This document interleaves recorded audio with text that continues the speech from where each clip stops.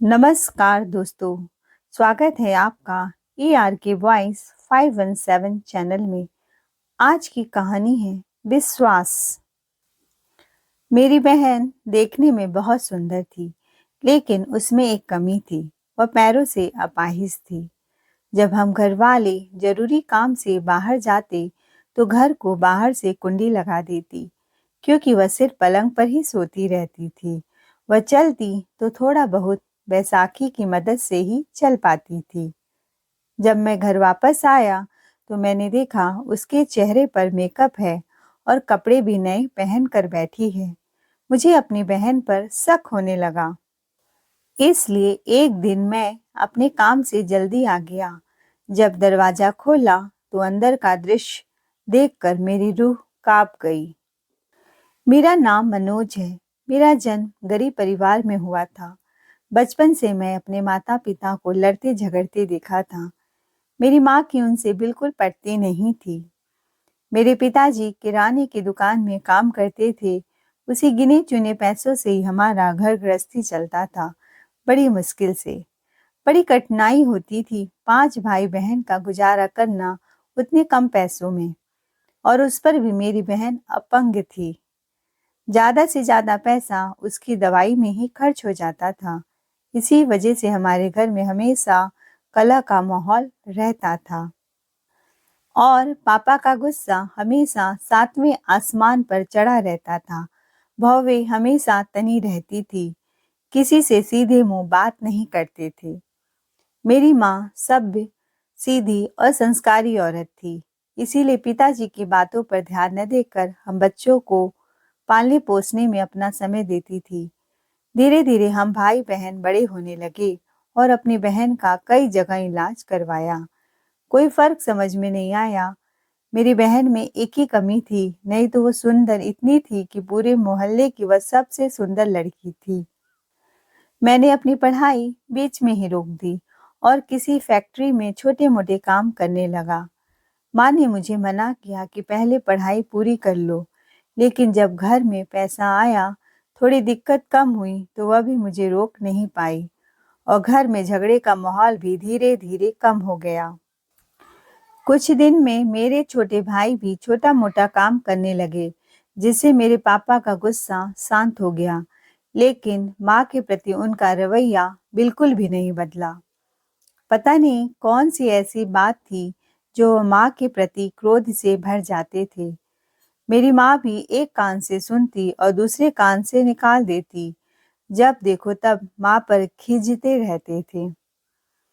कुछ समय बाद माँ को किसी काम के लिए महीने भर के लिए बाहर जाना था, और हम भाई भी जब काम करने के लिए बाहर जाते, तो बाहर से कुंडी लगा देते कि अगर कोई रिश्तेदार आया, तो मेरी बहन सोनाक्षी, जो किसी को चाय नाश्ता भी पूछने में असमर्थ थी, क्या करेगी बेचारी। वह चल फिर तो सकती नहीं थी।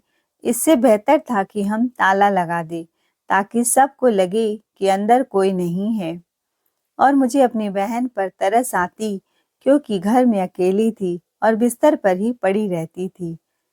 अचानक से सोनाक्षी के व्यवहार में परिवर्तन आने लगा। जब भी हम घर आते, तो उसके चेहरे पर मेकअप और नए कपड़े पहने हुए मिलती, और यह सिलसिला बार बार होने लगा। अब मुझे यह खटकने लगा। मुझे समझ में नहीं आ रहा था, आखिर ऐसा क्यों हो रहा है। मेरी माँ जब अपने गांव से आई, तो मैंने उन्हें यह बात बताई। शुरू में उन्हें विश्वास नहीं हुआ, लेकिन जब अपनी आंखों से देखा, तब उन्हें विश्वास हुआ। कहने लगी, तू ज्यादा चिंता मत कर, अपने काम पर ध्यान रख। माँ की बात सुनकर मुझे थोड़ी राहत मिली। दूसरे दिन एक लड़की मेरे घर मिठाई लेकर आई। ताज्जुब था कि न मैं पहचानता था, न मेरी माँ उसे जानती थी।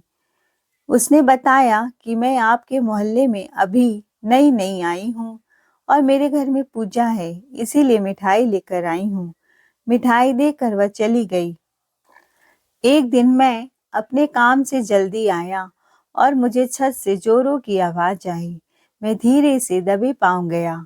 मैंने देखा मेरी बहन बैसाखी के सहारे छत पर पहुंची है, और किसी से जोर जोर से बात कर रही है। यह वही लड़की थी जो कल मेरे घर मिठाई लेकर आई हुई थी। वह दोनों आपस में धीरे धीरे फुसफुसा रही थी। शायद उन्हें मेरे वहां होने का अंदाजा लग गया था। फिर वह लड़की छत से ही डाक कर अपने छत पर चली गई। मुझे अपने आप पर बहुत शर्मिंदगी हो रही थी कि मैंने अपने बहन पर शक किया। 2 दिन बाद वह लड़की अपने माता पिता के साथ मेरे घर मेरी बहन सोनाक्षी का रिश्ता मांगने आई। सब बैठकर हॉल में मेरी माँ से बात कर रहे थे और बातों बातों में बताया कि उनका भाई, उनका बेटा डॉक्टर है। हमने लड़के की तस्वीर देखी। वह लड़का हर प्रकार से अच्छा, सुंदर था। कमी तो उसमें थी ही नहीं। ऐसा नहीं था कि मेरी बहन में कमी थी, वह भी सुंदर थी। लेकिन बस एक ही कमी थी कि वह अपाहिज थी। और एक डॉक्टर लड़का अपाहिज लड़की से कैसे शादी कर सकता है? मैंने सोचा रिश्ता जोड़ने से पहले क्यों ना मैं इन्हें दोबारा अपनी बहन को दिखाऊं। अपनी लाडली बहन को सामने बिठाया और वह लोग हंसते हंसते उसको पसंद कर लिए और कहा, आपकी बहन ठीक हो सकती है, बस इसे एक अच्छे से डॉक्टर को दिखाइए। यह सुनकर हमारे मन में एक उम्मीद की किरण जगी। कुछ दिन बाद मैं अपनी बहन को शहर के अच्छे हॉस्पिटल में ले गया। डॉक्टर ने बोला, आपकी बहन ठीक हो सकती है, लेकिन फीस बहुत ज्यादा लगेगी। कम से कम लाखों रुपया का खर्चा होगा। यह सुनकर मैं निराश हो गया। मेरी आंखों से आंसू आ गए। घर पहुंचा तो मेरी माँ भी रो रही थी। माँ ने बताया, जो लोग सोनाक्षी का रिश्ता पक्का करके गए थे, उन लोगों ने आज रिश्ता तोड़ दिया है। यह सुनकर सोनाक्षी को धक्का लगा, क्योंकि कहीं न कहीं वह अब शादी के सपने संजो चुकी थी। मैंने पहले अपनी बहन को संभाला, क्योंकि अगर वह टूट जाती तो हम भी टूट जाते। माँ कहने लगी, हिम्मत मत हारो, चाहे जो भी हो जाए मैं तुम्हारी शादी करवाऊंगी और सबसे पहले तुम्हारे पैर का इलाज करवाऊंगी। मैं ऐसे एक डॉक्टर को जानती हूँ जिनकी शिविर चलती है और वहाँ इलाज फ्री में होता है। बहुतों को उन्होंने ठीक किया है। माँ ने कहा, हमारी परिस्थिति ऐसी नहीं है कि हम हर महीने लाखों रुपया खर्चा कर सके। अगले दिन माँ डॉक्टर के पास ले गई। डॉक्टर ने कहा, आपकी बेटी ठीक हो सकती है, पर आपने बहुत देर कर दिया। फिर भी मैं एक कोशिश करता हूँ। यह सुनकर माँ की आंखों में खुशी की चमक आ गई। उन्होंने माँ को एक उपचार बताया जिसे माँ को 2 महीने तक करना था, जिसे करने में अगर उसके पैरों में सूजन आ गई तो वह कभी ठीक नहीं हो पाएगी। माँ रोज कोई स्पेशल तेल से सोनाक्षी की मालिश करती और मलमल कपड़े से लपेट देती, फिर बीच बीच में खोल देती। माँ दिन रात सेवा करती पागलों की तरह। उसे अपने खाने का भी सुध नहीं था। यह सब देख पापा चिढ़ जाते। इस लड़की पर मैंने पैसा पहले भी पानी की तरह बहाया है, अब और नहीं कर सकता। मुझे यह सुनकर बहुत चिढ़ मचती कि एक बाप अपनी बेटी के बारे में ऐसे कैसे कह सकता है। एक दिन सुबह सुबह सोनाली माँ से जिद कर रही थी, या यूं कहें तो रो रही थी कि माँ मुझे छत पर जाना है। माँ ने उसे सख्त हिदायत दी थी कि छत पर तुम नहीं जा सकती। माँ जब उसे मना कर रही थी, वह गुस्से में बोली, मैं जानती हूँ कि आप लोग चाहते हैं कि मेरा पैर ठीक न हो। जब मैंने यह सुना तो मुझे लगा मैं उसको एक हाथ लगाऊं, पर मैंने अपने आप को रोका और उसे छत पर जाने दिया। छत से जब वो 1 घंटे बाद आई तो उसके स्वभाव में परिवर्तन आ गया और नॉर्मल हो गई। मैंने सोनाक्षी से कहा, तुम छत पर क्यों गई? वह भी इतना मेकअप करके। सोनाली बोलती है, तो क्या आप हुआ, मुझे मेकअप करना पसंद है। अभी मेकअप नहीं करूंगी तो क्या बुढ़ापे में करूंगी? तुम्हारा दिमाग ठीक से काम नहीं कर रहा है। तुमने देखा नहीं है, एक तो तुम्हारी सहेली अपने भाई के लिए रिश्ता मांगने के लिए यहाँ आई और बाद में उसके पिता वादे से मुकर गए, जबकि तुम्हारी हालत उन्हें पहले से पता थी। मैं तो पहले ही तुम्हें उससे दूर रखना चाहता था, पर तुम्हारी खुशी के लिए मैंने कुछ नहीं कहा।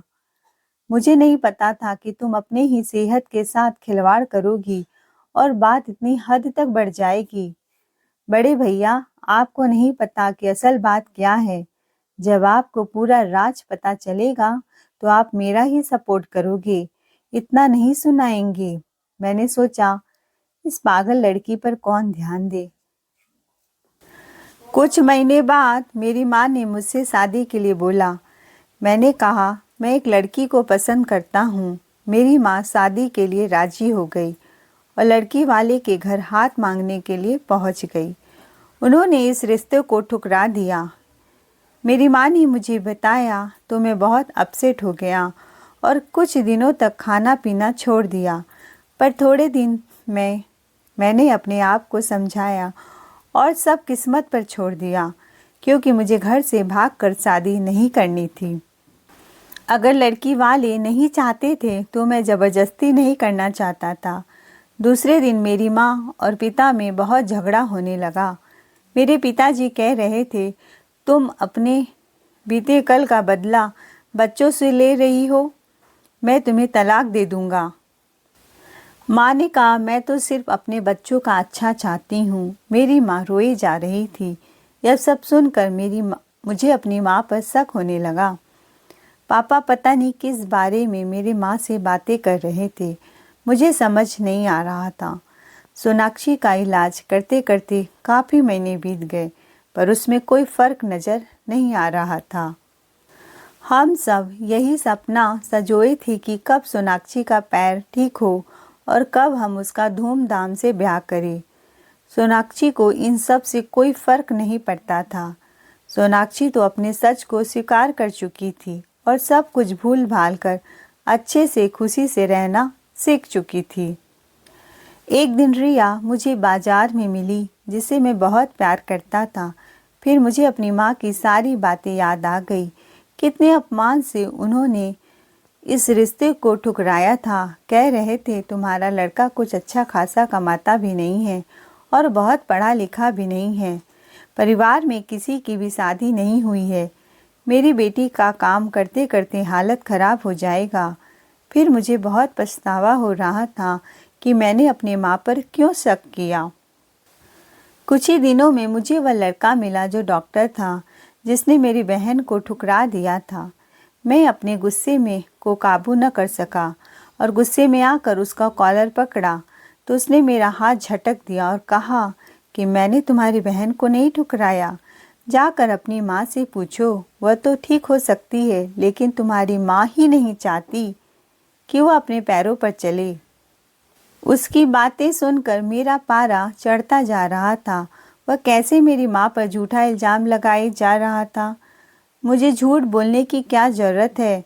जो पूछना है अपनी माँ से पूछो कि वह अपने ही बच्चों के साथ ऐसा कैसे कर सकती है। घर पहुँचा तो माँ सोनाली पर खूब डांट डपट लगा रही थी। मैंने माँ से पूछा, क्या हुआ जो इतना भड़क रही हो। माँ ने कहा, इस लड़की का प्यार का भूत अभी तक उतरा नहीं है, अब तुम ही कुछ समझाओ। मैंने कहा, माँ मुझे सब सच्चाई पता चल गई है, पर मैं तुम्हारे मुंह से ही सुनना चाहता हूँ, इसलिए बिना कुछ छुपाए बता दो तो अच्छा रहेगा।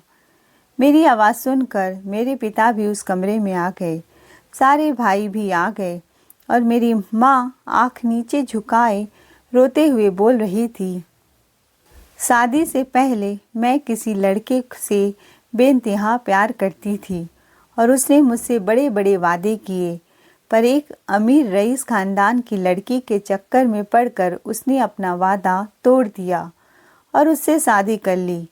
मैं डिप्रेशन में चली गई थी। कुछ समय बाद मुझे समझ में आया कि इस दुनिया में प्यार नाम की कोई चीज़ नहीं है। सब लड़के एक जैसे होते हैं, किसी पर विश्वास नहीं किया जा सकता। मेरा जब तुम्हारे पापा से ब्याह हुआ तो मैं उस धोखेबाज लड़के को एकदम दिल से मिटा चुकी थी और इस रिश्ते को मंजूरी देकर अच्छे से जी रही थी, पर तुम्हारे पापा मेरे बीते कल को लेकर बार बार ताना कसते थे। इस घर में मेरा जीना दुश्वार कर दिया था। तुम लोगों ने तो कई बार लड़ाई झगड़ा देखा होगा, इसलिए जब मुझे तुम्हारी और सोनाक्षी के प्यार के बारे में पता चला तो मैं बहुत खुश हुई कि चलो घर बैठे ही अच्छा रिश्ता आया है। पर जैसे मुझे धोखा मिला, तुम्हें न मिले और तुम्हारी जीवन बर्बाद न हो, कोई तुम्हें ताना मार कर जीना दुश्वार न कर दे भविष्य में, इसीलिए मैंने यह रिश्ता जाकर खुद ही तोड़ दिया। मैं सोनाक्षी के पैरों की मालिश करती और मलमल के कपड़े से बांधती। मैंने देखा कोई फर्क नहीं पड़ रहा है, तो मुझे लगा सोनाक्षी को यह खुद ही महसूस होगा कि उसका पैर कभी ठीक नहीं होगा। लेकिन वह लड़का डॉक्टर निकला और उसने सोनाक्षी को सारी सच्चाई बता दी कि उसका पैर ठीक हो सकता है। इतना मैं कहकर माँ सिसक सिसक कर रोने लगी। मैंने पापा से कहा, अगर माँ ने प्यार किया है वह गुनाह है, तो हम लोगों ने भी तो प्यार किया है, हम भी तो गुनाहगार हुए। माँ सही कह रही थी। माँ ने पूरी जिंदगी हम लोग को पालने पोसने में बिताया और आप माँ को हमेशा ताना मारते रहें। आज के बाद आप कभी भी माँ को बीती बातों को लेकर ताना नहीं मारेंगे।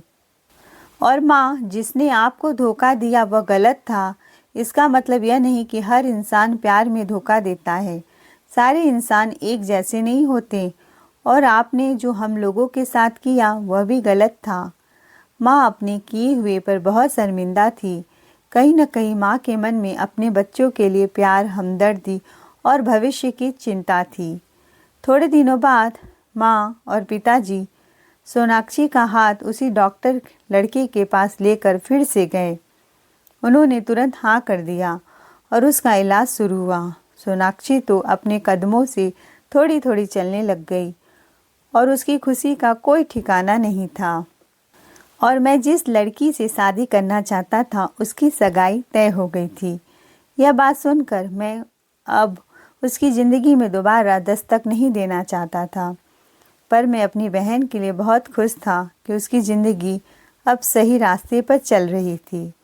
पिताजी के बदलने से घर में शांति का माहौल हो गया था। दोस्तों, ऐसी इंटरेस्टिंग कहानी सुनने के लिए चैनल को लाइक से सब्सक्राइब जरूर करें। कमेंट में अपनी राय बताएं। कहानी सुनने के लिए दिल से धन्यवाद।